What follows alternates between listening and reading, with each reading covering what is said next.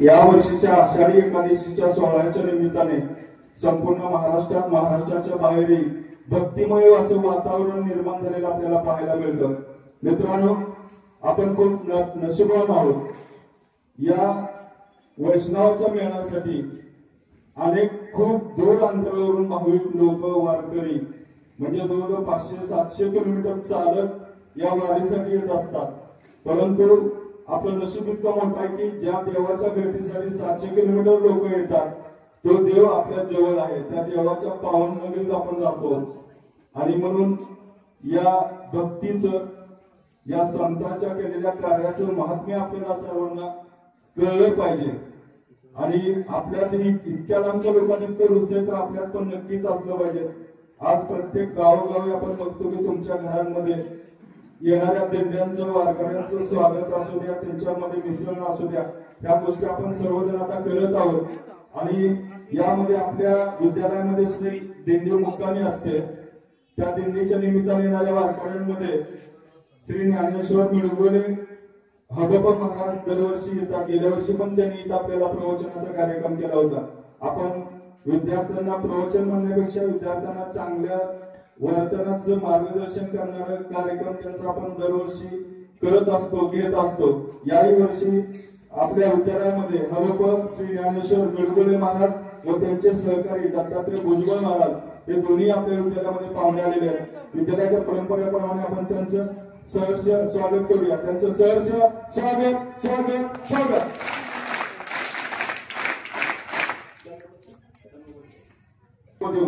त्यांचं आपण स्वागत करूया।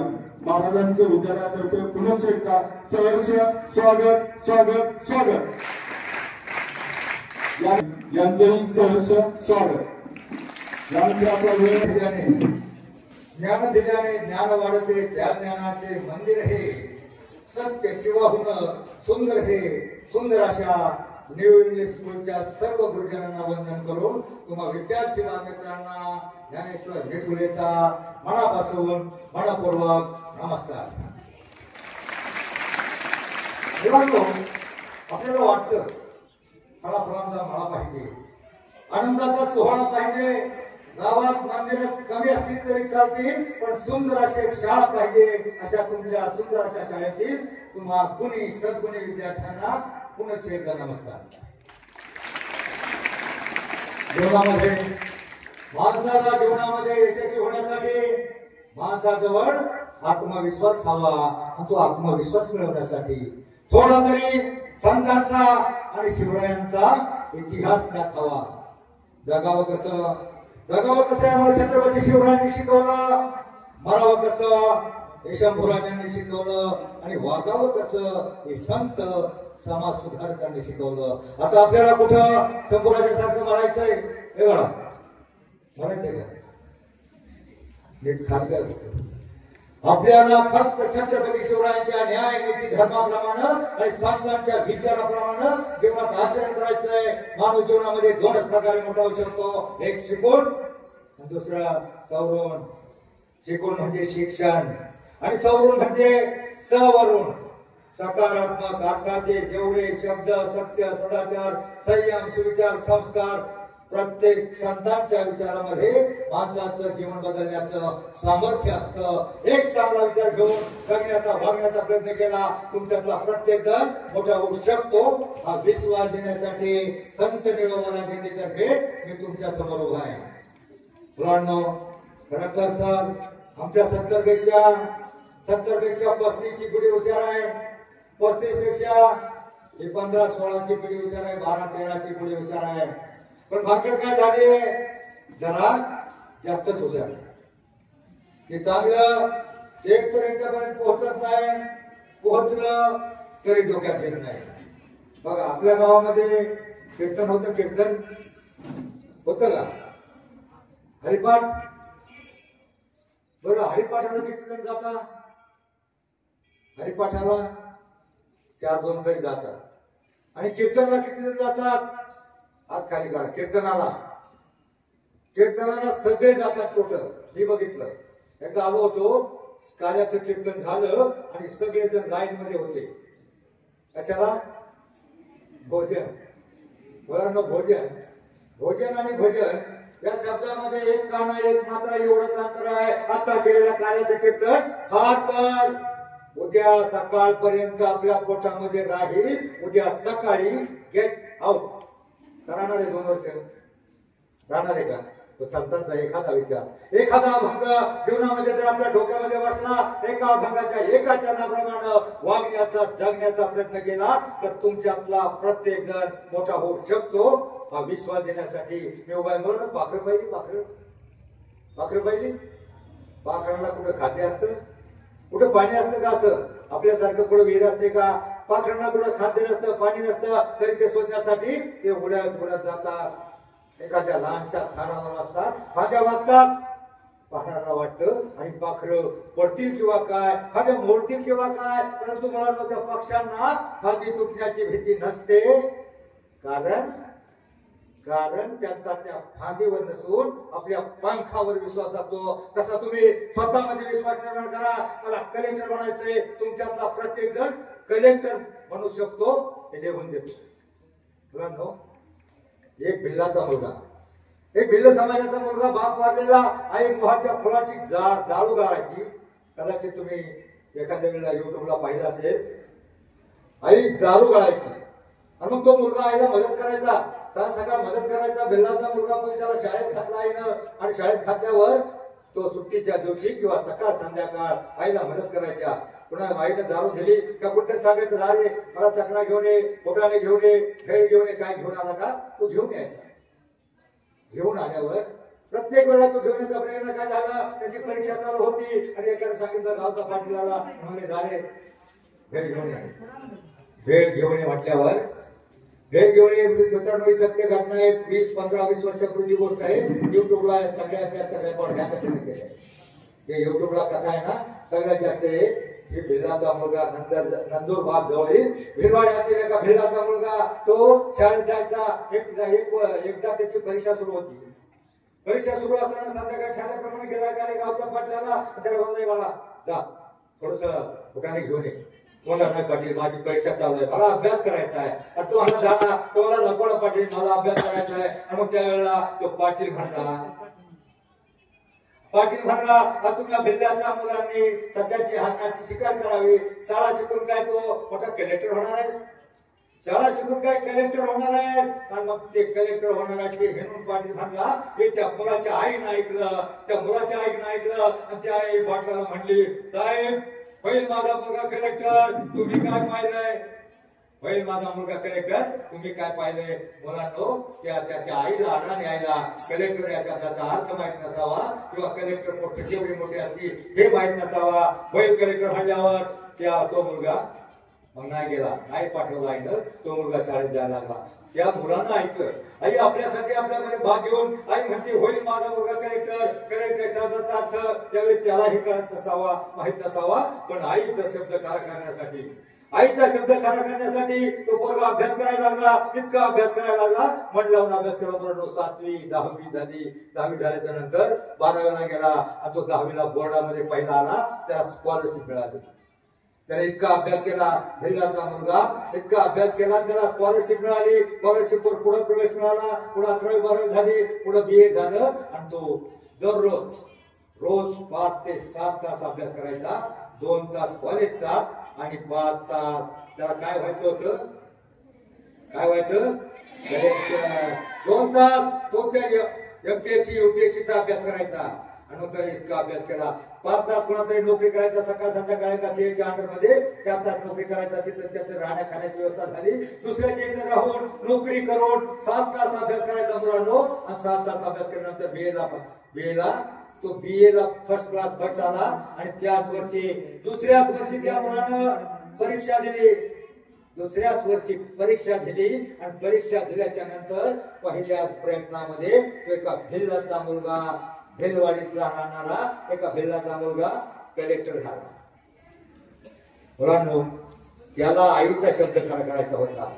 आता तुमच्या आईला काय वाटत नाही का आमचे पोरं काहीतरी मोठं व्हावं शाळा शिकून काहीतरी बनावं. अहो जिजामातेचं स्वप्न होतं. जिजामातेनं काय स्वप्न पाहिलं होतं स्वराज्य निर्माण करायचं. त्या मोगलाई कोणी मुमताजच्या स्मृतीसाठी ताजमहाल बांधणारा होऊन गेला एक शहाजहान, त्या पेशवाई पुन्हा मस्तानीच्या प्रेमासाठी राजमहाल बांधणारा होऊन गेला एक बाजीराव. पण फक्त मराठे शाहीर आपल्या मातेच्या स्वप्नपूर्तीसाठी स्वराज्य निर्माण करून 360 किल्ले बांधणारा एकच राजा झाला, तो म्हणजे छत्रपती शिवराय.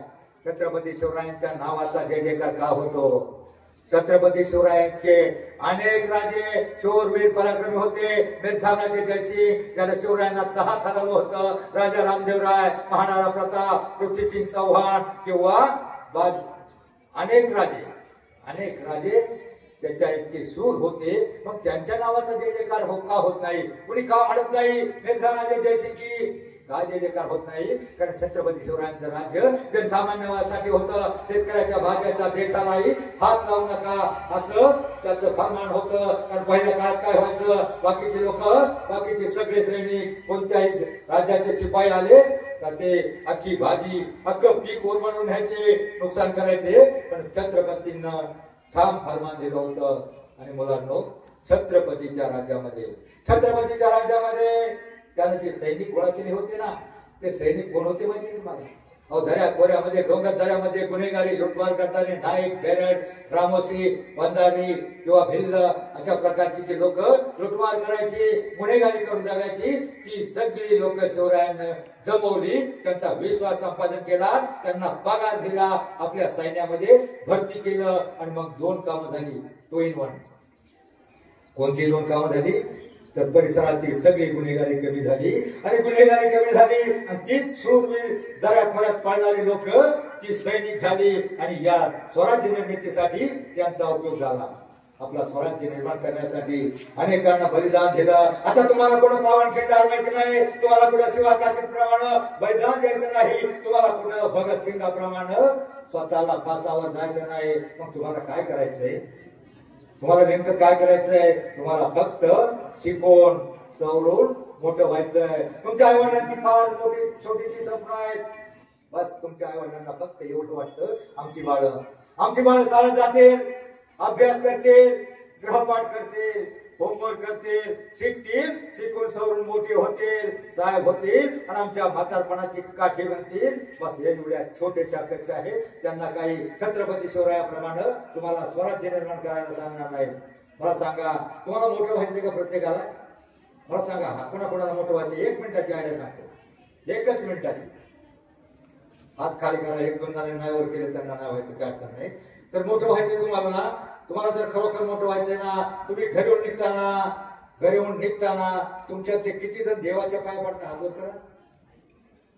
हात जे पडतात, हात खाली करा. काही अडचण नाही. ज्यांना देऊळ जवळ आहे त्यांनी पाया पडा.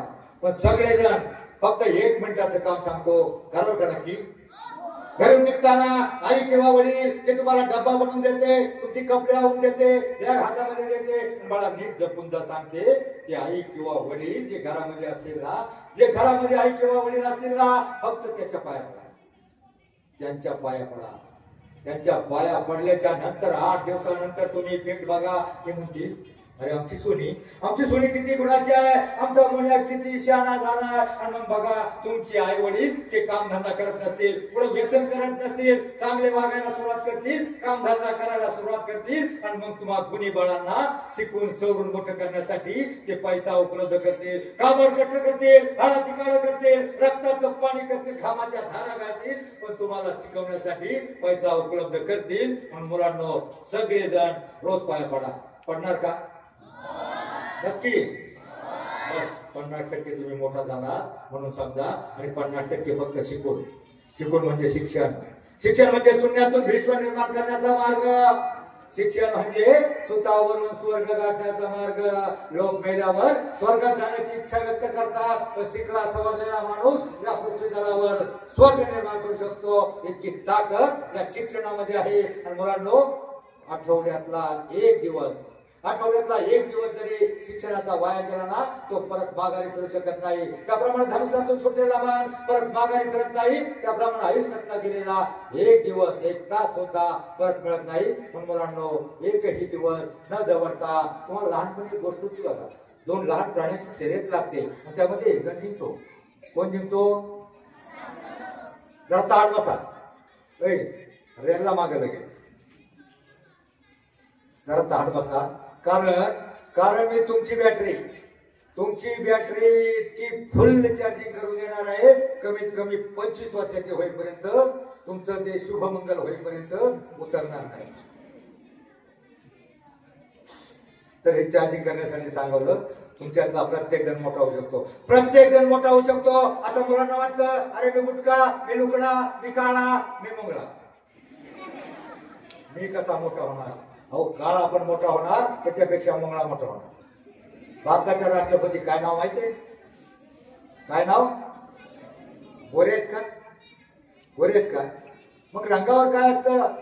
रंगावर काय नसतं, गुणावर सगळं असतं. रूपावर काय नसतं, दिसण्यावर काय नसतं, तुमच्या असण्यावर सगळं असतं. एका आदिवासी समाजातली मुलगी द्रौपदी मुर्मू 6व्या वर्षी आई वडील खदानीमध्ये गाडून वाढले, अनाथाश्रमामध्ये शिकली. तुला दुसरं काहीच व्हायचं नव्हतं. इतकी मन लावून शिकली. बघा एक तुम्हाला मीराबाई नाव आहे माहिती आहे? मीराबाई नाही का माहिती? नाही. बघा एक तिथं भजन आहे, नाचुंगी नाचुंगी नाचुंगी नाचुंगी नाचुंगी नाचुंगी, म्हणजे डीजे पुढे नाही बरं का, मंदिरात नाचायची, हरिपाठात नाचायची. आणि मग त्या मीराबाईचं भजन होतं, 2 ओळी मागं म्हणा, फक्त 2 ओळी मागं म्हणा, आणि 2 ओळी मागं म्हणा. त्या ओळीचा अर्थ काय? त्या अर्थाप्रमाणे वागण्याचा प्रयत्न केला. तुमच्यातला प्रत्येक जण उरलेले 50% मोठा होऊ शकतो. 50% आईच्या आई-वडिलांच्या पाया पडून, आणि 50% ते मीराबाईचं भजन होतं, जैसी लागी लगन म्हणा, मेरा हो गई मगन, वो तो हरी हरी हरी हरी गुण गाने लगी. 2-4 मुलींनी तोंडच उघडले नाही. आता मी कुठे तुम्हाला मुन्नी बदनामी म्हणा सांगितले? अहो संतांचं एखादं चरण, एखादं भजन डोक्यात बसला, अंगात भिडलं, आपल्याला वागण्याची बुद्धी, शक्ती, बळ, ताकद, पावित्र्य मिळेल. मुलांनो काय अर्थ होतो याचा? जैसी लागी लगन. काय अर्थ होतो? जैसी लागी लगन म्हणजे त्या मीराबाईला श्रीकृष्णाच्या भक्तीची एवढी आवड, एवढी गोडी निर्माण झाली होती.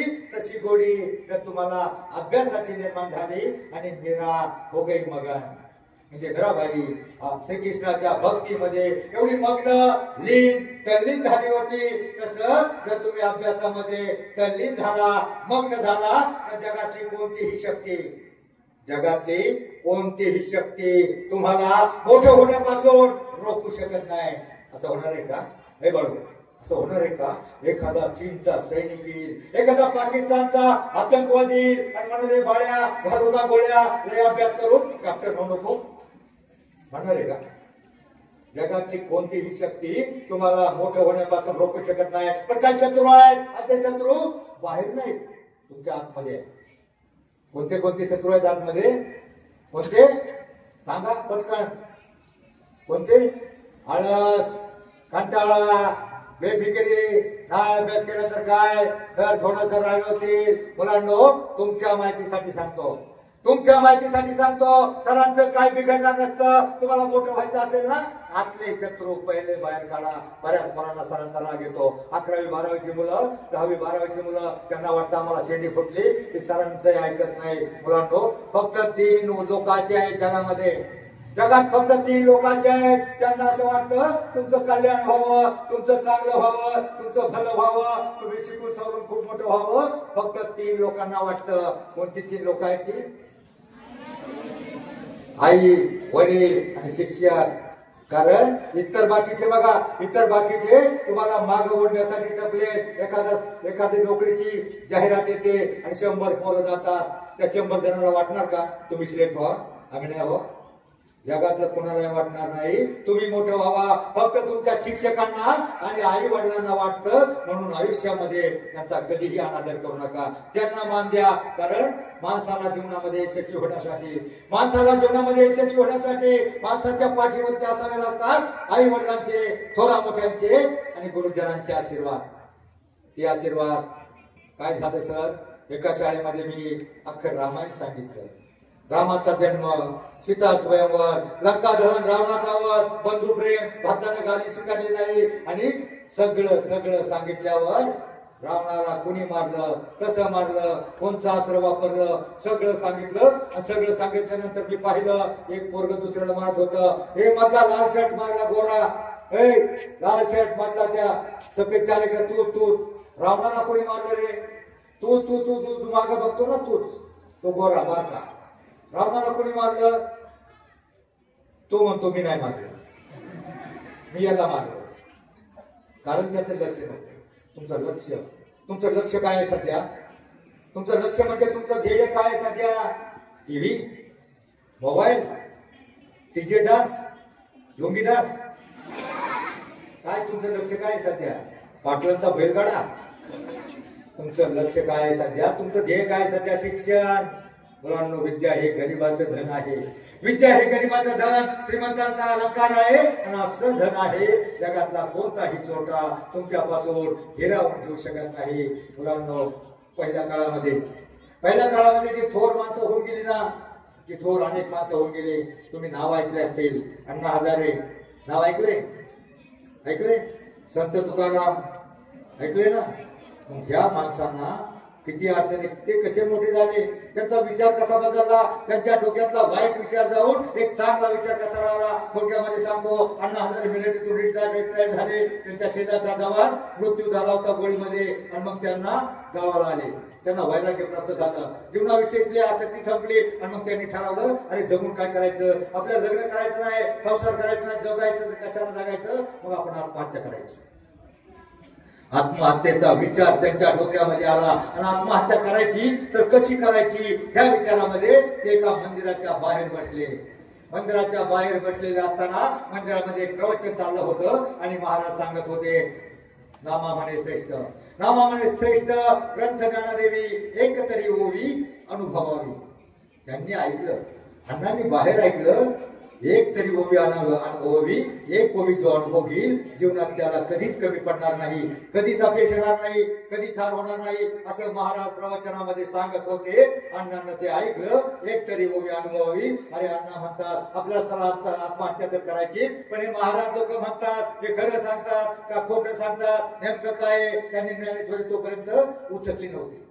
नक्की काय भानगड बघावा. त्यांनी घरातून कुठेतरी साधीमध्ये पडलेली त्यांचे वाडी वाचत होते. एकत्र कुटुंब होतं, ती ज्ञानेश्वरी होती घरामध्ये. ज्ञानेश्वर काढली, वाचायला लागली. ओम नमो जाद्या वेद प्रतिपाद्या ओम श्री संवेदा आत्मकृपा देवा तूच गणेशू सकलार्थमती प्रकाशू वाचायला सुरुवात केली. वाचायला लागले. वाचत त्यांना त्या ज्ञानेश्वरी मधल्या बऱ्याच ओव्यांचा अर्थ कळला नाही. वाचता शेवटी ते 13व्या अध्यायाला 13व्या अध्यायातल्या 322 नंबरची ओवी त्यांना जराशी डोक्यामध्ये भरली.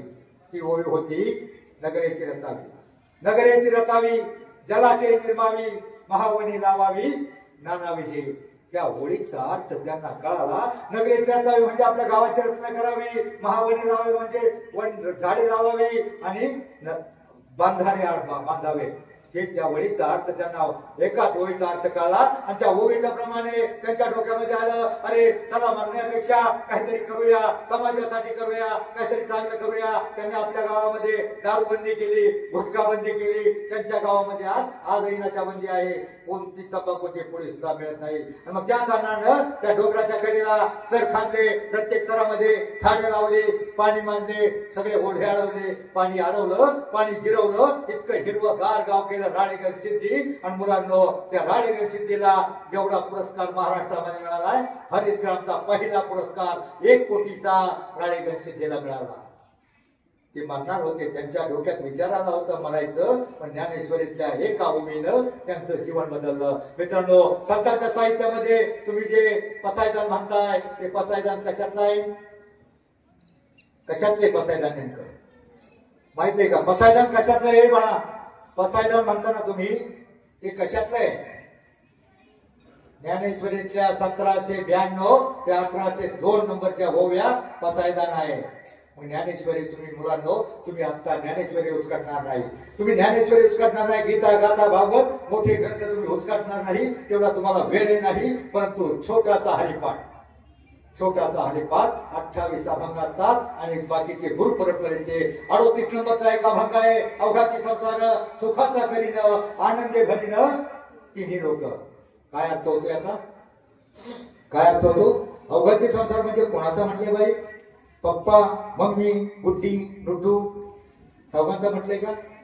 अवघाचे संसार म्हणजे अख्ख्या जगाचा संसार, विश्वाचा संसार सुखाचा करेल आणि आनंद भरकतीने लोक म्हणजे स्वर्ग मृत्यू पाताळ सगळीकडे आनंद निर्माण करेल. अभंगाच्या एका चरणाचा अर्थ इतका मोठा असतो तर अख्ख्या अभंगामध्ये किती तत्वज्ञान सामावले, किती संस्कार सामावले हे तुम्हाला हरिपाठ वाटल्यानंतर कळलं. मला सांगा, तुमच्या गावात हरिपाठ होतो?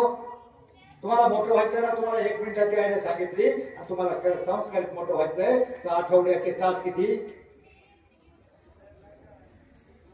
आठवड्याचे तास किती? एका दिवसाचे किती?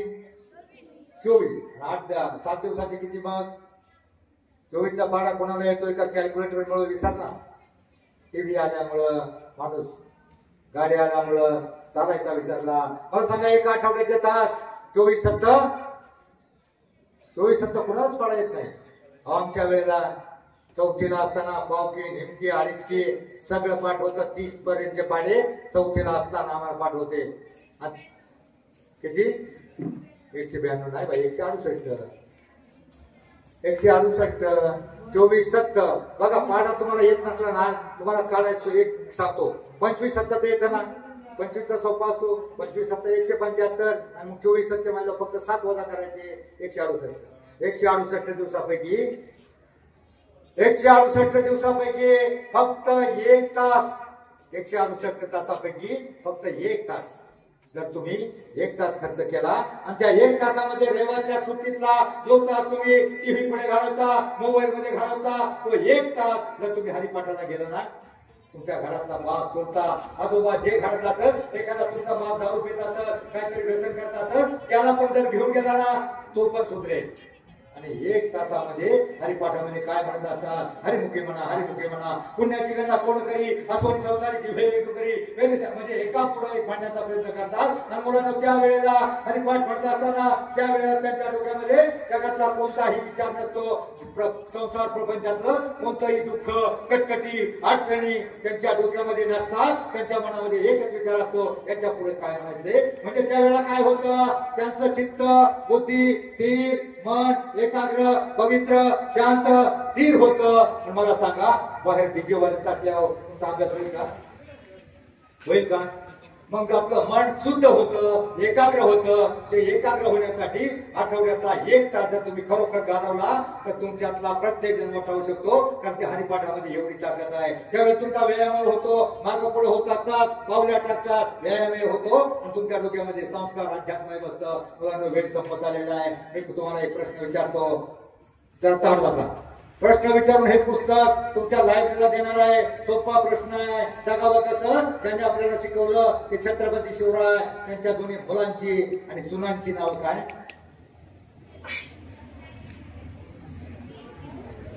इतिहासाच्या पाणी पाणी अमरचौ प्रभूंची गाथा, अभिमानानं मर्द मराठी, शिकतो झुकतो त्यांच्या चरणी माता. छत्रपती कुणाला माहित असेल तर पटकन या, त्याच्या नावाने एक पुस्तक लायब्ररीमध्ये ठेवायचंय. 33 कोटी देव म्हणजे तुम्ही 33 कोटी तुम्ही देव आहात. आपल्या देशाची लोकसंख्या 146 कोटी पर्यंत पोहोचली असताना 33 कोटी देव म्हणतात ना, ते कोणते? तर ते तुम्ही. बालवाडीपासून मास्टर डिग्री पर्यंत ते निष्पाप, निरपेक्ष, सात्विक, निर्भय वृत्तीचे ते तुम्ही विद्यार्थी आहात ना, तुम्हीच खरे देव आहात. आणि तुमच्यातलं देव पण टिकवण्यासाठी, जागवण्यासाठी, जगवण्यासाठी आमच्या वारकरी संप्रदायाचा हा छोटासा प्रयत्न. ना रावळी, ना रावळी, ना देवळी, ना कोणत्या विटेवा, ना रावळी, ना देवळी, ना कोणत्या विटेवा. विद्या मंदिरात साक्षात 33 कोटी देव, तुम्हीच खरे देव आहात. फक्त तुमच्यातलं देव पण गमावू नका. आयुष्यात वाईट वागू नका. वाईट माणसाच्या जवळ सुद्धा जाऊ नका. तर तुमच्यातला प्रत्येक जण मी काय नाही येत का कुणाला? तर दुसरा प्रश्न विचारतो. डॉक्टर बाबासाहेब आंबेडकर त्यांनी आपली घटना लिहिली. क्रांतिज्योती सावित्रीबाई फुले त्यांना मुलींना शिक्षणाची संधी उपलब्ध करून दिली आणि त्यांनी विद्येचं महत्व सांगताना विद्येविना मती गेली, मतीविना नीती गेली, नीतीविना वित्त गेले, वित्ताविना शूद्र खचले, अवघे अनर्थ अविद्येने झाले. ते सांगणारे महात्मा ज्योतिबा फुले आणि आंबेडकर यांच्या मानसपुत्राचं नाव काय? ते सांग. कोणाला येते सांग. पटकन सांग. यशवंत. बघा टाळ्या वागा इकडे. तुझं नाव लिही आणि हे पुस्तक लायब्ररीला दे. प्रश्न मुलांना सांगता आलं नाही, मुलांसाठी तुमच्या आवडीचा प्रश्न. आता तुम्ही एक्स्ट्रा टाइम टाकत होता ना, की एक्स्ट्रा माप होतं. आपण बघतो गवळी फुलट टाकत असतो, पण थोडस हिंदकाळलं टाकतो, वरून टाकतो, अर्ध माप एक्स्ट्रा टाकतो आणि अर्ध वाटलं आपण बघतो आणि जास्त आपल्याला समाधान मिळतं. मॅडम ते संस्काराचं माप ह्या मुलावर टाका, जे त्यामुळं त्यांना थोडा तरी संस्कार, छत्रपतींचा इतिहास, समाज सुधारकांचा इतिहास यांना कळायला हवाय. ते संस्काराचं एक्स्ट्रा माप मी शिक्षकांनी या विद्यार्थ्यावर टाकावा एवढीच प्रार्थना करतो आणि थांबतो. बस. शिका इतकं आयुष्यामध्ये, शिका इतकं डिग्र्या कमी पडतील, जगा इतकं आयुष्य कमी पडेल, हसा इतकं आनंद कमी पडेल. तेवढा असेल कम नशिबाचा फासा निखळून पडेल. परंतु तुम्हाला प्रयत्न इतका करा, अभ्यास इतका करा, त्या विठ्ठलाला, परमेश्वराला, त्या देवांना तुम्हाला देणं भागत पडेल, देणं भागत पडेल. जय हिंद, जय महाराष्ट्र. ज्ञानेश्वरापासून तुकाराम महाराजांपासून संत एकनाथापासून ते आजपर्यंत शाहू फुले आंबेडकर ही चांगली माणसं होती. ती माणसं तर आपल्यातून गेली, पण त्यांचे विचार आपल्याकडे ठेवून गेली आणि त्या विचारांचा वारसा चालवणारी म्हणजे चांगली माणसं. आणि अशी माणसं आपल्याला भेटायला येतात, हे आपलं खरंच भाग्य आहे. त्यांनी खूप म्हणजे विद्यार्थ्यांना चांगलं काय सांगायचं, चांगल्याची काय गरज आहे आणि वस्तुस्थिती काय आहे खूप चांगल्या पद्धतीने मांडण्याचा प्रयत्न केला. श्री मुक्ताई विश्वसेवा प्रतिष्ठान प्रबोधन व संशोधन केंद्र सणसवाडी शिरूर तालुका शिरूर जिल्हा पुणे या व्यवस्थापनाचे संस्थापक श्री ज्ञानेश्वर मुळगुले साहेब हडप महाराज आहेत. ते त्याचबरोबर भुजबळ साहेब त्यांच्या बरोबर आलेले. आपल्या विद्यालयाला त्यांनी भेट दिला, त्याबद्दल विद्यालयाकडून त्यांचा पुनश्च एकदा आभार व्यक्त करतो. आणि आजचा हा कार्यक्रम मान्य पर्यवेक्षकांच्या आदेशाने संपला असं मी जाहीर करतो. लगेच 7वी या वर्षीच्या आषाढी एकादशीच्या सोहळ्याच्या निमित्ताने संपूर्ण महाराष्ट्रात, महाराष्ट्राच्या बाहेरही भक्तिमय असं वातावरण निर्माण झालेलं आपल्याला पाहायला मिळतं. मित्रांनो, आपण खूप नशीबवान आहोत. या वैष्णवाच्या मेळासाठी अनेक खूप दूर अंतरावरून भाविक लोक, वारकरी म्हणजे जवळजवळ 500-700 किलोमीटर चालत या वारीसाठी येत असतात. परंतु आपलं नशीब इतकं मोठं आहे की ज्या देवाच्या भेटीसाठी 700 किलोमीटर लोक येतात, तो देव आपल्या जवळ आहे. त्या देवाच्या पावन नगरीत आपण जातो आणि म्हणून या भक्तीचं, या संतांच्या केलेल्या कार्याचं महात्म्य आपल्याला सर्वांना कळलं पाहिजे. आणि आपल्यात इतक्या लांबच्या लोकांनी इतकं रुजते तर आपल्यात पण नक्कीच असलं पाहिजे. आज प्रत्येक गावोगावी आपण बघतो की तुमच्या घरांमध्ये येणाऱ्या दिंड्यांचं, वारकऱ्यांचं स्वागत असू द्या, त्यांच्यामध्ये मिसळण असू द्या, ह्या गोष्टी आपण सर्वजण आता करत आहोत. आणि यामध्ये आपल्या विद्यालयामध्ये सुद्धा दिंडी मुक्कामी असते. त्या दिंडीच्या निमित्ताने येणाऱ्या वारकऱ्यांमध्ये श्री ज्ञानेश्वर मुळगुले हडप महाराज दरवर्षी येतात. गेल्या वर्षी पण त्यांनी इथं आपल्याला प्रवचनाचा कार्यक्रम केला होता. आपण विद्यार्थ्यांना प्रवचन म्हणण्यापेक्षा विद्यार्थ्यांना चांगल्या वर्तनाचं मार्गदर्शन करणारा कार्यक्रम त्यांचा आपण दरवर्षी करत असतो, घेत असतो. याही वर्षी आपल्या विद्यालयामध्ये हडप श्री ज्ञानेश्वर मुळगुले महाराज व त्यांचे सहकारी दत्तात्रय भुजबळ महाराज हे दोन्ही आपल्या विद्यालयामध्ये पाहुणे आलेले आहेत. विद्यालयाच्या परंपरेप्रमाणे आपण त्यांचं सहर्ष स्वागत करूया. त्यांचं सहर्ष स्वागत स्वागत स्वागत.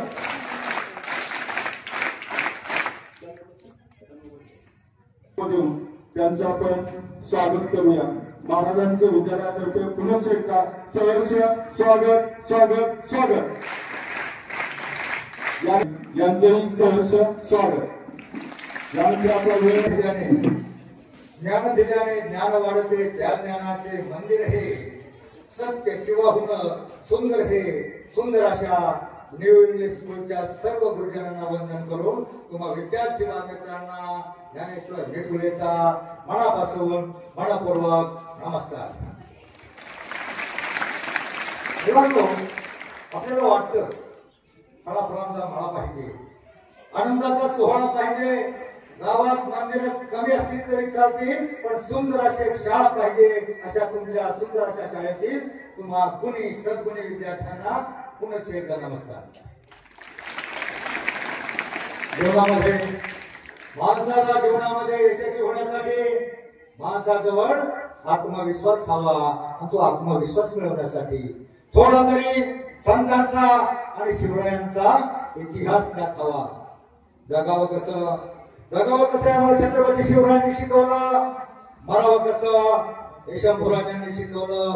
आणि वागावं कसं हे संत समाज सुधारकांनी शिकवलं. आता आपल्याला कुठं शंभूराजासारखं म्हणायचंय? हे बघा म्हणायचंय का? नीट खाल्लं. आपल्याला फक्त छत्रपती शिवरायांच्या न्याय नीती धर्माप्रमाणे आणि संतांच्या विचाराप्रमाणे जीवनात आचरण करायचंय. माणूस जीवनामध्ये दोनच प्रकारे मोठा होऊ शकतो. एक शिकून आणि दुसरा सवरून.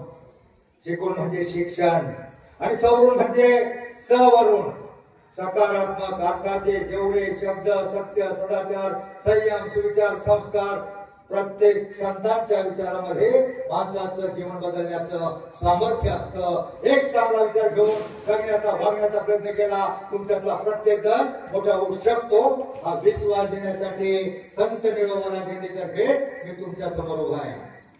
मुलांनो, खरं तर सर आमच्या 70 पेक्षा 35 ची पिढी हुशार आहे.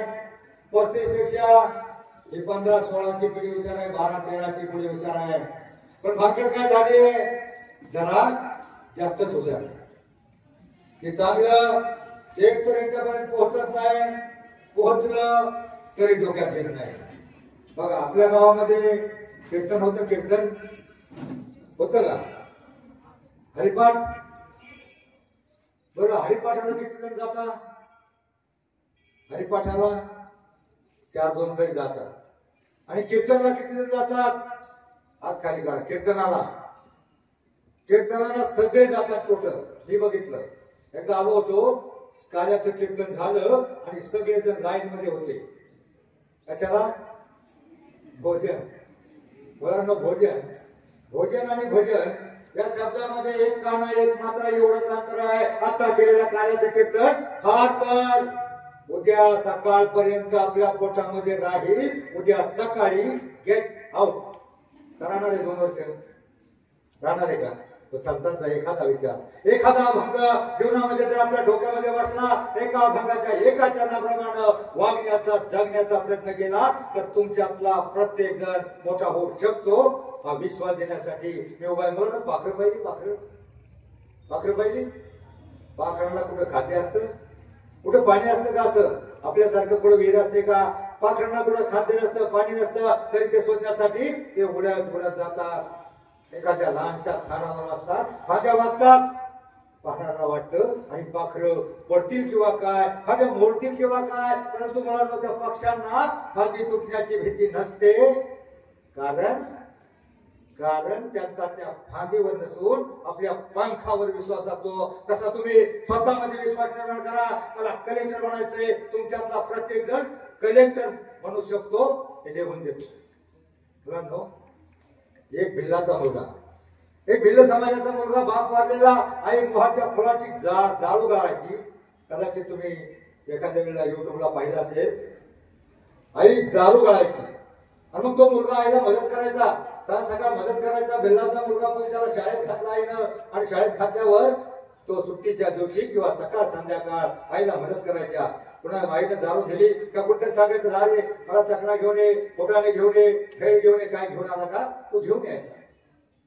घेऊन आल्यावर प्रत्येक वेळा तो घेऊन येतो. आपल्याला काय झालं, त्याची परीक्षा चालू होती आणि एकाने सांगितलं गावचा पाटील आला म्हणजे दारे भेट घेऊन ये. भेट घेऊन ये म्हटल्यावर भेट घेऊन ये. मित्रांनो, सत्य घटना आहे. 20-15-20 वर्षापूर्वीची गोष्ट आहे. युट्यूबला सगळ्यात जास्त रेकॉर्ड ह्यासाठी केले. हे युट्यूबला कथा आहे ना, सगळ्यात जास्त हे भिल्लाचा मुलगा नंदुरबार जवळील भिलवाड्यातील एका भिल्लाचा मुलगा तो शाळेत जायचा. एकदा त्याची परीक्षा सुरू होती. परीक्षा सुरू असताना संध्याकाळी ठरल्याप्रमाणे गेला गावच्या पाटलाला त्याला म्हणलं, मला जा थोडस दुकाने घेऊन ये.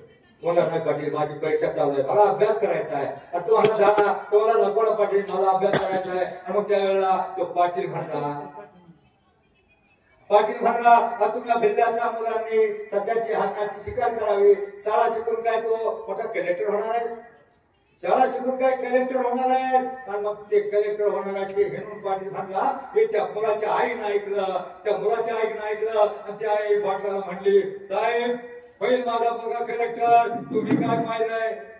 होईल माझा मुलगा कलेक्टर, तुम्ही काय पाहिलंय? मुलांनो, त्याच्या आईला अडाणी आईला कलेक्टर या शब्दाचा अर्थ माहित नसावा किंवा कलेक्टर पोस्ट केवढी मोठी असती हे माहित नसावा. होईल कलेक्टर म्हणल्यावर तो मुलगा मग नाही गेला, नाही पाठवला आईनं, तो मुलगा शाळेत जायला लागला.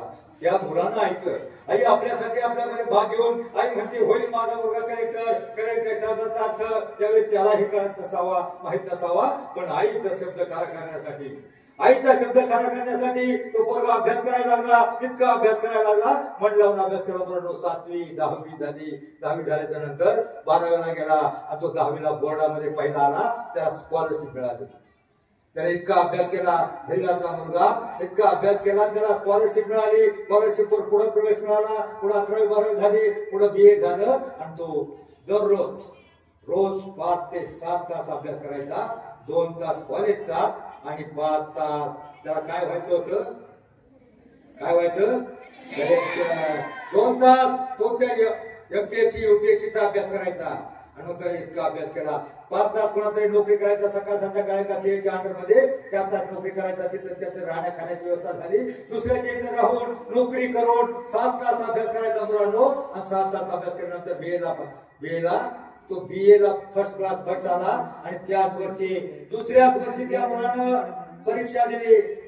दुसऱ्याच वर्षी परीक्षा दिली आणि परीक्षा दिल्याच्या नंतर पहिल्या प्रयत्नामध्ये एका भिल्लाचा मुलगा, भिलवाडीतला राहणारा एका भिल्लाचा मुलगा कलेक्टर झाला. मुलांनो, त्याला आईचा शब्द खरा करायचा होता. आता तुमच्या आईला काय वाटत नाही का आमचे पोरं काहीतरी मोठं व्हावं, शाळा शिकून काहीतरी बनावं? अहो, जिजामातेचं स्वप्न होतं. जिजामातेनं काय स्वप्न पाहिलं होतं? स्वराज्य निर्माण करायचं. त्या मोगलाई कोणी मुमताजच्या स्मृतीसाठी ताजमहाल बांधणारा होऊन गेला एक शहाजहान. त्या पेशवाईत पुन्हा मस्तानीच्या प्रेमासाठी राजमहाल बांधणारा होऊन गेला एक बाजीराव. पण फक्त मराठी शाहीर आपल्या मातेच्या स्वप्नपूर्तीसाठी स्वराज्य निर्माण करून 360 किल्ले बांधणारा एकच राजा झाला, तो म्हणजे छत्रपती शिवराय. छत्रपती शिवरायांच्या नावाचा जय जयकार का होतो? छत्रपती शिवरायांचे अनेक राजे शूरवीर पराक्रमी होते. मिरसानाचे जयसिंग, त्याला शिवरायांना 10 ठरवलं होतं. राजा रामदेवराय, महाराणा प्रताप, पृथ्वीसिंग चौहान किंवा अनेक राजे त्याच्या इतके शूर होते. मग त्यांच्या नावाचा जय जयकार का होत नाही? कुणी का म्हणत नाही मिरसानाचे जयसिंग की का जय जयकार होत नाही? कारण छत्रपती शिवरायांचं राज्य जनसामान्यासाठी होतं. शेतकऱ्याच्या भाज्याचा देठालाही हात लावू नका असं त्याचं फरमान होतं. कारण पहिल्या काळात काय व्हायचं, बाकीचे लोक, बाकीचे सगळे सैनिक कोणत्याही राज्याचे शिपाई आले तर ते अख्खी भाजी अख्खं पीक उरमणून न्यायचे, नुकसान करायचे. पण छत्रपतींना ठाम फरमान दिलं होतं. आणि मुलांनो, छत्रपतीच्या राज्यामध्ये त्यानं जे सैनिक गोळा केले होते ना, ते सैनिक कोण होते माहिती तुम्हाला? अहो, दऱ्या खोऱ्यामध्ये, डोंगर दऱ्यामध्ये गुन्हेगारी लुटमार करताना नाईक, बेरड, रामोशी, बंधारी किंवा भिल्ल अशा प्रकारची जे लोक लुटमार करायची, गुन्हेगारी करून जगायची, ती सगळी लोक शिवरायानं जमवली. त्यांचा विश्वास संपादन केला, त्यांना पगार दिला, आपल्या सैन्यामध्ये भरती केलं आणि मग 2 कामं झाली. 2 in 1. कोणती 2 कामं झाली? तर परिसरातील सगळी गुन्हेगारी कमी झाली आणि तीच शूरवीर दऱ्याखोऱ्यात पाळणारी लोक ती सैनिक झाली आणि या स्वराज्य निर्मितीसाठी त्यांचा उपयोग झाला. आपला स्वराज्य निर्माण करण्यासाठी अनेकांना बलिदान दिलं. आता तुम्हाला कुठं पावनखिंड अडवायचे नाही, तुम्हाला कुठं शिवाकाशीप्रमाणे बलिदान द्यायचं नाही, तुम्हाला कुठं भगतसिंगाप्रमाणे स्वतःला फासावर जायचं नाही. मग तुम्हाला काय करायचंय? तुम्हाला नेमकं काय करायचंय? तुम्हाला फक्त शिकवून सवरून मोठं व्हायचंय. तुमच्या आईवडिलांची फार मोठी छोटीशी स्वप्न आहेत. बस तुमच्या आईवडिलांना फक्त एवढं वाटतं, आमची बाळं शाळेत जातील, अभ्यास करतील, गृहपाठ करतील, होमवर्क करतील, शिकून सवरून मोठी होतील, साहेब होतील आणि आमच्या म्हातारपणाची काठी बनतील. बस एवढ्या छोट्याशा अपेक्षा आहेत. त्यांना काही छत्रपती शिवरायाप्रमाणे तुम्हाला स्वराज्य निर्माण करायला सांगणार नाही. मला सांगा, तुम्हाला मोठं व्हायचंय का प्रत्येकाला? मला सांगा, कोणाकोणाला मोठं व्हायचं? 1 मिनिटाची आयडिया सांगतो, 1च मिनिटाची. हात खाली करा. 1-2 जणांनी नाही वर केले त्यांना नाही व्हायचं, काय अडचण नाही. तर मोठं व्हायचंय तुम्हाला ना, तुम्हाला जर खरोखर मोठं व्हायचंय ना, तुम्ही घरी येऊन निघताना तुमच्यातले किती जण देवाच्या पाया पडतात? हात वर करा. हात ते पडतात, हात खाली करा. काही अडचण नाही. ज्यांना देऊळ जवळ आहे त्यांनी पाया पडा. पण सगळेजण फक्त 1 मिनिटाचं काम सांगतो, कराल का नक्की? घरून निघताना आई किंवा वडील जे तुम्हाला डब्बा बनवून देते, तुमची कपडे आवरून देते, बॅग हातामध्ये देते, मला नीट जपून जा सांगते, की आई किंवा वडील जे घरामध्ये असतील ना, जे घरामध्ये आई किंवा वडील असतील ना, फक्त त्याच्या पाया पडा. त्यांच्या पाया पडा.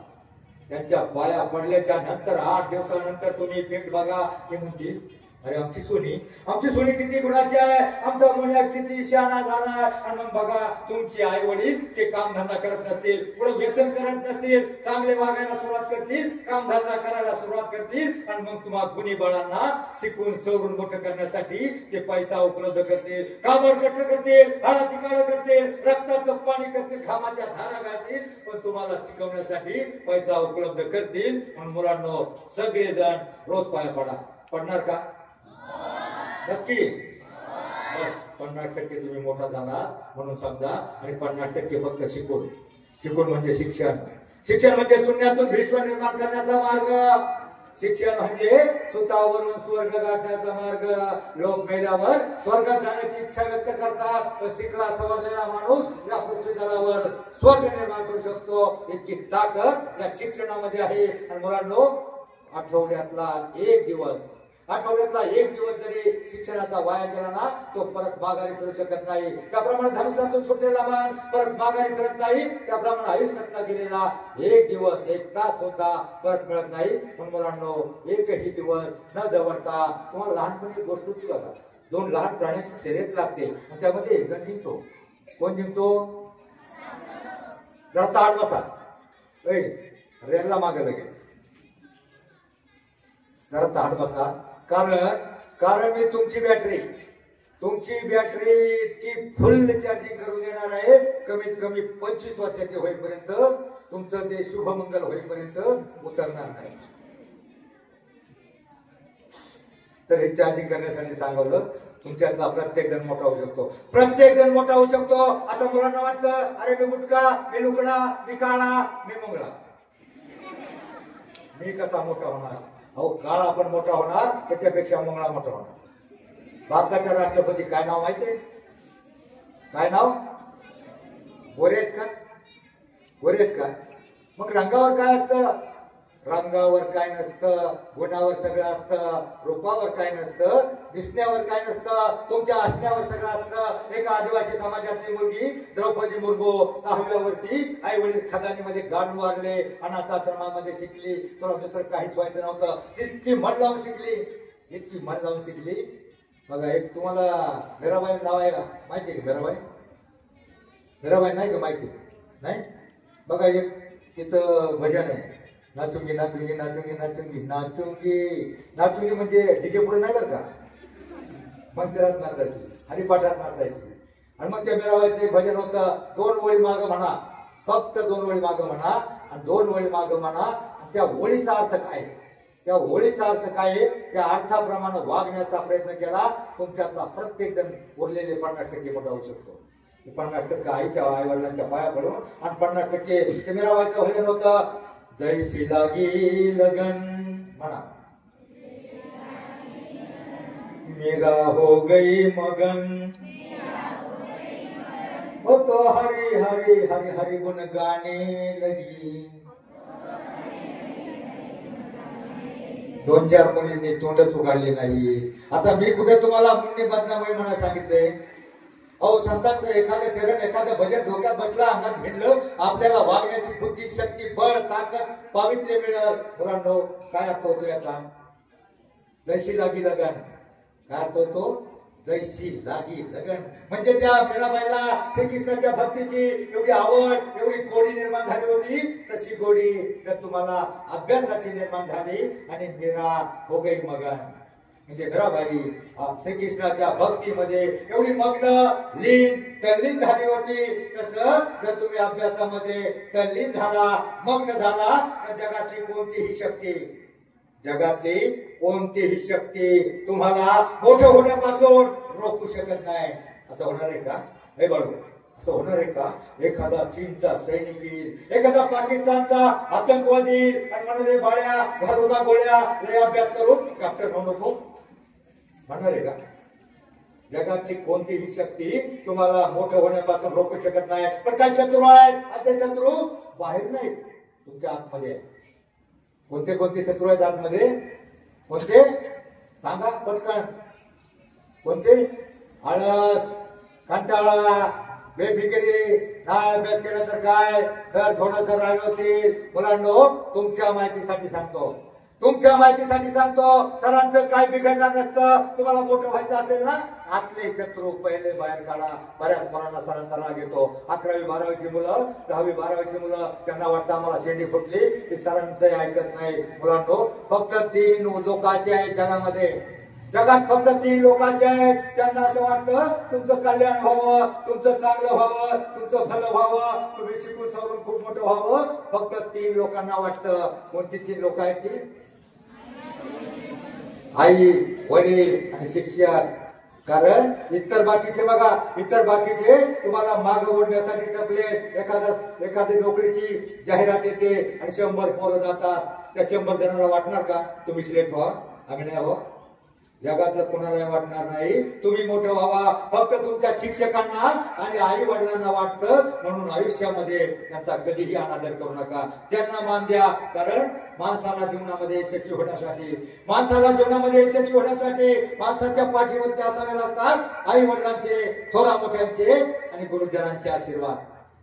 ते आशीर्वाद काय झालं सर? एका शाळेमध्ये मी अख्खं रामायण सांगितलं. रामाचा जन्म, सीता स्वयंवर, लंका दहन, रावणाचा वध, बंधुप्रेम, भरताने गाली स्वीकारली नाही आणि सगळं सांगितल्यावर रावणाला कुणी मारलं, कसं मारलं, कोणचं अस्त्र वापरलं, सगळं सांगितलं. आणि सगळं सांगितल्यानंतर मी पाहिलं एक पोरग दुसऱ्याला मारत होतं. हे मधला लाल शर्ट मारला गोरा, लाल शर्ट मधला त्या सफेद चालेकडे तूच रावणाला कोणी मारलं रे? तू मागं बघतो ना, तूच तो गोरा बारका. रावणाला कोणी मारलं? तो म्हणतो मी नाही मारलं, मी याला मारलं. कारण त्याचं लक्ष नव्हतं. तुमचं लक्ष काय आहे सध्या? तुमचं लक्ष म्हणजे तुमचं ध्येय काय आहे सध्या? TV, mobile, DJ dance, lungi dance, काय तुमचं लक्ष काय आहे सध्या? पाटलांचा बैलगाडा. तुमचं लक्ष काय आहे सध्या? तुमचं ध्येय काय सध्या? शिक्षण. मुलांनो, विद्या हे गरिबाचं धन आहे. श्रीमंतांचा अलंकार आहे आणि असं धन आहे जगातला कोणताही चोरटा तुमच्यापासून हिरावून ठेवू शकत नाही. मुलांनो, पहिल्या काळामध्ये जे थोर माणसं होऊन गेली ना, की थोर अनेक माणसं होऊन गेली. तुम्ही नाव ऐकले असतील. अण्णा हजारे नाव ऐकले?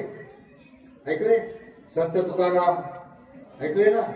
मग ह्या माणसांना किती अडचणी, ते कसे मोठे झाले, त्यांचा विचार कसा बदलला, त्यांच्या डोक्यातला वाईट विचार जाऊन एक चांगला विचार कसा राहिला. थोडक्यामध्ये सांगतो, अण्णा हजारे मिलिटरीतून रिटायर झाले. त्यांच्या शेजारचा जवान मृत्यू झाला होता गोळीमध्ये आणि मग त्यांना गावाला आले. त्यांना वैराग्य प्राप्त झालं, जीवनाविषयीची आसक्ती संपली आणि मग त्यांनी ठरवलं, अरे जगून काय करायचं, आपल्याला लग्न करायचं नाही, संसार करायचं नाही, जगायचं तर कशाला जगायचं, मग आपण आत्महत्या करायची. आत्महत्येचा विचार त्यांच्या डोक्यामध्ये आला आणि आत्महत्या करायची तर कशी करायची ह्या विचारामध्ये ते एका मंदिराच्या बाहेर बसलेले असताना मंदिरामध्ये एक प्रवचन चाललं होतं आणि महाराज सांगत होते, नामा म्हणे श्रेष्ठ ग्रंथ ज्ञानदेवी एकतरी ओवी अनुभवावी. त्यांनी ऐकलं, अण्णांनी बाहेर ऐकलं, एक तरी ओवी अनुभवावी. एक ओवी जो अनुभव घेईल जीवनात त्याला कधीच कमी पडणार नाही, कधीच अपयश येणार नाही, कधीच हार होणार नाही, असं महाराज प्रवचनामध्ये सांगत होते. अण्णांना ते ऐकलं, एक तरी ओवी अनुभवावी. अरे अण्णा म्हणतात आपल्याला चला आत्महत्या तर करायची, पण हे महाराज लोक म्हणतात हे खरं सांगतात का खोटं सांगतात, नेमकं काय? त्यांनी ज्ञानेश्वरी तोपर्यंत उचलली नव्हती. नक्की काय भानगड बघावा. त्यांनी घरातून कुठेतरी साधीमध्ये पडलेली त्यांचे वाडी होते, वाचत होते, एकत्र कुटुंब होतं. ती ज्ञानेश्वरी होती घरामध्ये. ज्ञानेश्वर काढली, वाचायला लागली. ओम नमो जाद्या वेद प्रतिपाद्या ओम श्री संवेदा आत्मकृपा देवा तूच गणेशू सगळार्थमध्ये प्रकाशू वाचायला सुरुवात केली. वाचायला लागले. वाचत वाचत त्यांना त्या ज्ञानेश्वरी मधल्या बऱ्याच ओव्यांचा अर्थच कळला नाही, अर्थ कळला नाही. वाचता वाचता शेवटी ते 13व्या अध्यायात आले.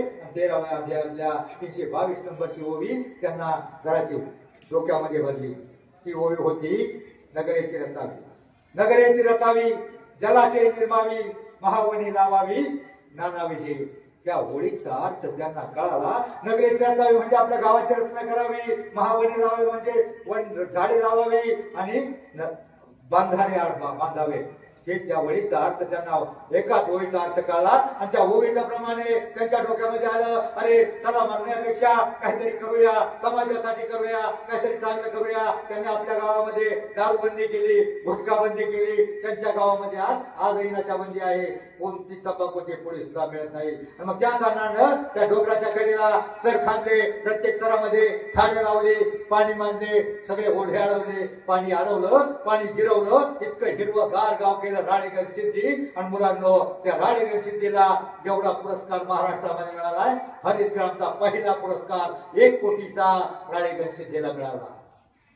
ते म्हणणार होते, त्यांच्या डोक्यात विचार आला होता मरायचं, पण ज्ञानेश्वरीतल्या एका उमेनं त्यांचं जीवन बदललं. मित्रांनो, संतांच्या साहित्यामध्ये तुम्ही जे पसायदान म्हणताय, ते पसायदान कशातलं आहे? कशातले पसायदान नेमकं माहितीये का? पसायदान कशातलं आहे बघा. पसायदान म्हणताना तुम्ही ते कशातलं आहे? ज्ञानेश्वरीतल्या 1792 ते 1802 नंबरच्या ओव्या पसायदान आहे. मग ज्ञानेश्वरी तुम्ही मुलांनो, तुम्ही आता ज्ञानेश्वरी उचकटणार नाही, तुम्ही ज्ञानेश्वरी उचकटणार नाही. गीता गाथा भागवत मोठे ग्रंथ तुम्ही उचकटणार नाही, तेवढा तुम्हाला वेळ नाही. परंतु छोटासा हरिपाठ, छोटासा हरिपाठ 28 अभंग असतात आणि बाकीचे गुरु परंपरेचे 38 नंबरचा एक अभंग आहे. अवघाची संसार सुखाचा करीन, आनंदे भरीन तिन्ही लोक. काय अर्थ होतो याचा? काय अर्थ होतो? अवघाचे संसार म्हणजे कोणाचा म्हटले बाई? पप्पा, मम्मी, बुड्डी, नुड्डू चौघांचा म्हटलंय का? अवघाचे संसार म्हणजे अख्ख्या जगाचा संसार, विश्वाचा संसार सुखाचा करेल आणि आनंद भरकतीने लोक म्हणजे स्वर्ग मृत्यू पाताळ सगळीकडे आनंद निर्माण करेल. अभंगाच्या एका चरणाचा अर्थ इतका मोठा असतो. तर अख्ख्या अभंगामध्ये किती तत्वज्ञान सामावले, किती संस्कार सामावले हे तुम्हाला हरिपाठ वाटल्यानंतर कळलं. मला सांगा, तुमच्या गावात हरिपाठ होतो? तुम्हाला मोठं व्हायचं ना, तुम्हाला 1 मिनिटाची आयडिया सांगितली आणि तुम्हाला खरं संस्कारित मोठं व्हायचंय तर आठवड्याचे तास किती? आठवड्याचे तास किती? एका दिवसाचे किती? 24. 7 दिवसाचे किती? मग 24चा भाडा कोणाला येतोय का? कॅल्क्युलेटर मुळे विसरला. टीव्ही आल्यामुळं माणूस, गाडी आल्यामुळं चालायचा विसरला. मला सांगा, एका आठवड्याचे तास 24 सप्ताह कुणाच पाडा येत नाही. आमच्या वेळेला 4थीला असताना पावकी, निमकी, अडीचकी सगळं पाठ होतं. 30 पर्यंतचे पाडे 4थीला असताना आम्हाला पाठ होते. किती? 192 नाही बाई, 168. 168 24 सप्ताह. बघा, पाडा तुम्हाला येत नसला ना, तुम्हाला काढायचं एक सांगतो. 25 सप्ताह येतं ना, 25चा सोपा असतो. 25 सप्ताह 175 आणि मग 24 सप्ताह म्हणलं फक्त 7 वजा करायचे. 168. 168 दिवसापैकी 168 दिवसापैकी फक्त 1 तास, 168 तासापैकी फक्त 1 तास जर तुम्ही 1 तास खर्च केला आणि त्या 1 तासामध्ये रविवारच्या सुट्टीतला जो तास तुम्ही टीव्ही पुढे घालवता, मोबाईल मध्ये घालवता, तो 1 तास जर तुम्ही हरिपाठाला गेला ना, तुमच्या घरातला बाप, चुलता, आजोबा जे घरात असेल, एखादा तुमचा बाप दारू पित असेल, काहीतरी व्यसन करत असेल, त्याला पण जर घेऊन गेला ना, तो पण सुधरेल. आणि 1 तासामध्ये हरिपाठामध्ये काय म्हणत असतात, हरिमुखी म्हणा पुण्याची गणना कोण करी, अस्वनी संसारी जीवे करी, म्हणजे एका पुढे एक म्हणण्याचा प्रयत्न करतात. आणि मुलांना त्या वेळेला हरिपाठ म्हणत असताना त्या वेळेला त्यांच्या डोक्यामध्ये जगातला कोणताही विचार नसतो, संसार प्रपंचातलं कोणतंही दुःख कटकटी अडचणी त्यांच्या डोक्यामध्ये नसतात. त्यांच्या मनामध्ये एकच विचार असतो, याच्या पुढे काय म्हणायचे. म्हणजे त्यावेळेला काय होतं, त्यांचं चित्त बुद्धी स्थिर, मन एकाग्र पवित्र शांत स्थिर होतं. पण मला सांगा, बाहेर डीजे वाजत असल्यावर तुमचा अभ्यास होईल का? मग आपलं मन शुद्ध होतं, एकाग्र होतं. ते एकाग्र होण्यासाठी आठवड्यातला 1 तास जर तुम्ही खरोखर घालवला तर तुमच्यातला प्रत्येक जण मोठा होऊ शकतो. कारण ते हरिपाठामध्ये एवढी ताकद आहे. त्यावेळी तुमचा व्यायाम होतो, मार्ग पुढे होत असतात, पावल्या टाकतात, व्यायाम होतो आणि तुमच्या डोक्यामध्ये संस्कार अध्यात्म बसतं. मुलांना वेळ संपत आलेला आहे. मी तुम्हाला एक प्रश्न विचारतो, जर ताट बसा. प्रश्न विचारून हे पुस्तक तुमच्या लायब्ररीला देणार आहे. सोपा प्रश्न आहे. जगावं कसं त्यांनी आपल्याला शिकवलं की छत्रपती शिवराय त्यांच्या दोन्ही मुलांची आणि सुनांची नाव काय.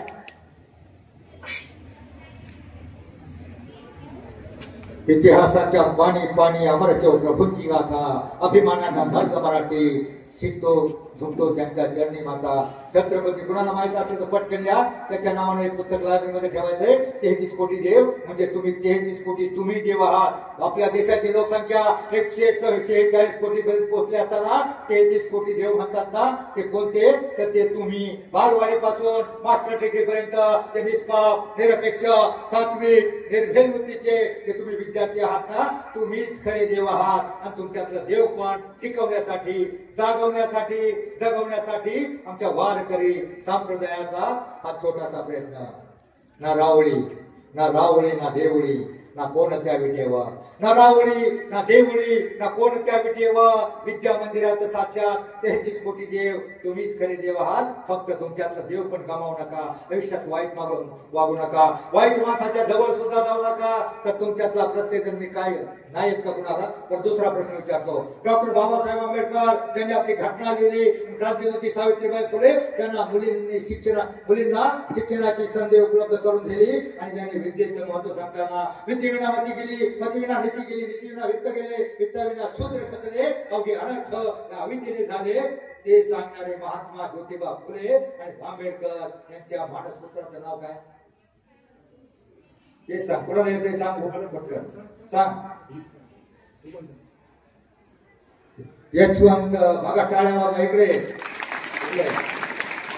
तुझं नाव लिही आणि हे पुस्तक लायब्ररीला दे. प्रश्न मुलांना सांगता आलं नाही, मुलांसाठी तुमच्या आवडीचा प्रश्न. आता तुम्ही एक्स्ट्रा टाइम टाकत होता ना, एक्स्ट्रा वापरतो. आपण बघतो गवळी फुलट टाकत असतो, पण थोडस हिंदकाळलं टाकतो, वरून टाकतो, अर्ध माप एक्स्ट्रा टाकतो आणि अर्ध वाटलं आपण बघतो आणि जास्त आपल्याला समाधान मिळतं. मॅडम ते संस्काराचं माप या मुलावर टाका, जे त्यामुळं त्यांना थोडा तरी संस्कार छत्रपतींचा इतिहास समाज सुधारकांचा इतिहास त्यांना कळायला हवाय. ते संस्काराचं एक्स्ट्रा माप मी शिक्षकांनी या विद्यार्थ्यावर टाकावा एवढीच प्रार्थना करतो आणि थांबतो. बस शिका इतकं आयुष्यामध्ये, शिका इतकं डिग्र्या कमी पडतील, जगा इतकं आयुष्य कमी पडेल, हसा इतकं आनंद कमी पडेल. एवढा असेल कमनशिबाचा फासा निखळून पडेल. परंतु तुम्हाला प्रयत्न इतका करा, अभ्यास इतका करा, त्या विठ्ठलाला परमेश्वराला त्या देवांना तुम्हाला देणं भागत पडेल. जय हिंद, जय महाराष्ट्र. ज्ञानेश्वरापासून तुकाराम महाराजांपासून संत एकनाथापासून ते आजपर्यंत शाहू फुले आंबेडकर ही चांगली माणसं होती. ती माणसं आता आपल्यातून गेली, पण त्यांचे विचार आपल्याकडे ठेवून गेली आणि त्या विचारांचा वारसा चालवणारी म्हणजे चांगली माणसं. आणि अशी माणसं आपल्याला भेटायला येतात हे आपलं खरंच भाग्य आहे. त्यांनी खूप म्हणजे विद्यार्थ्यांना चांगलं काय सांगायचं, चांगल्याची काय गरज आहे आणि वस्तुस्थिती काय आहे खूप चांगल्या पद्धतीने मांडण्याचा प्रयत्न केला. श्री मुक्ताई विश्वसेवा प्रतिष्ठान प्रबोधन व संशोधन केंद्र सणसवाडी शिरूर तालुका शिरूर जिल्हा पुणे या व्यवस्थापनाचे संस्थापक श्री ज्ञानेश्वर मुडगुले साहेब हबप्पा महाराज आहेत. ते त्याचबरोबर भुजबळ साहेब त्यांच्या बरोबर चाललेले आपल्या विद्यालयाला त्यांनी भेट दिला. त्याबद्दल विद्यालयाकडून त्यांचा पुनश्च एकदा आभार व्यक्त करतो. आणि आजचा हा कार्यक्रम माननीय पर्यवेक्षकांच्या आदेशाने संपला असे मी जाहीर करतो. लगेच 6वी 7वी